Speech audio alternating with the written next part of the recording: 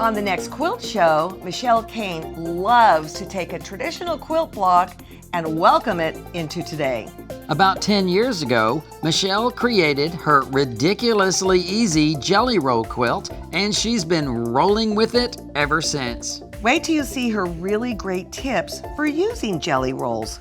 Then she's sharing a personality-filled way to finish a binding. She calls it the chunky stitch binding, and it's a great way to add interest and texture to the edge of your quilt. Plus, Ricky's been busy writing an entire poem around the edge of his new quilt. He calls it free motion bobbin embroidery and says you can use it on your quilt or in your next binding. So much to see, so much to learn, so much to do.